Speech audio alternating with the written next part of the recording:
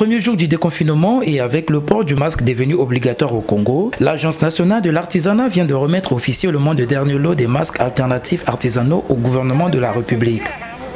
En livrant ce jour 18 mai 805 949 masques, les artisans congolais ont fait plus que prévu dans la commande d'1 500 000 faite par l'État, soit un excédent de 83 949 articles. Cette livraison de masques destinée à la population vulnérable est une bonne nouvelle pour le gouvernement qui a par ailleurs reçu une enveloppe de 3 millions de francs CFA, contribution des artisans congolais au fonds Covid-19. Je suis fier de vous. Je peux me lever et parler des artisans, j'ai envie de dire de mes artisans. Permettez que je parle ainsi.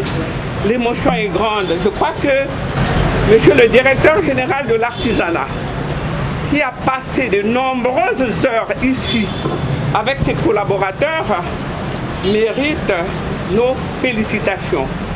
En effet, vous avez dû vous en rendre compte, l'équipe était là en permanence. J'ai parlé du directeur général de l'Agence nationale de l'artisanat, mais en réalité, c'est toute une équipe technique que nous avons mise en place qui a fait le travail que vous connaissez.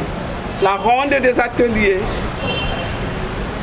une petite formation de temps en temps ici et là, une prise de conscience de la nécessité du travail bien fait, du respect de la qualité, des contraintes donc imposées par le cahier de charge. Vous n'aurez donc pas à rougir demain lorsqu'on parlera de masques parce que vous vous êtes appliqué pour livrer à la République des masques de qualité. Alors vraiment, merci à tous. Félicitations également. Bon vent à vous. Marchez la tête haute.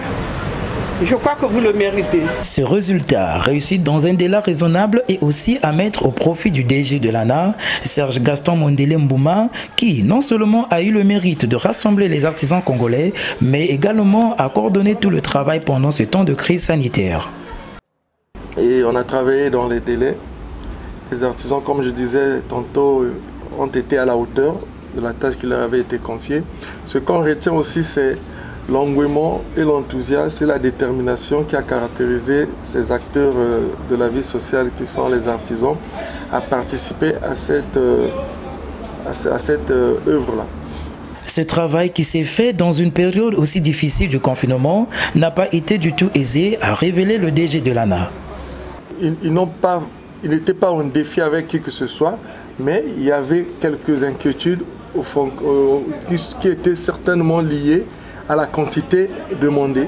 Et ils ont très bien fait d'ailleurs, malgré quelques difficultés d'approvisionnement en matières premières qui étaient à notre niveau, la coordination technique, malgré les difficultés de mobilité liées au confinement. Donc je pense qu'on peut être fier de notre artisanat, de notre couture. Connu dans le secteur de la mode congolais, Hippolyte Diayoka a été aussi sollicité parmi ses artisans pour apporter son savoir-faire dans la fabrication de ces masques.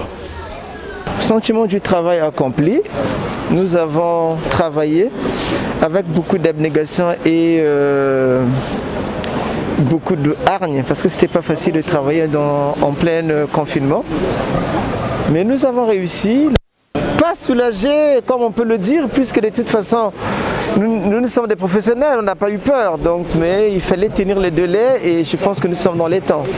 Cette livraison définitive de plus de 1 500 000 articles vient appuyer la politique du gouvernement qui appelle toutes les populations au port obligatoire de masques. Aussi, cette fabrication Made in Congo a également permis de mettre en valeur les artisans congolais qui ont mis à profit leur expertise en un temps relativement court. Fini la production, place maintenant à la distribution de ces masques, une tâche qui revient désormais à l'État.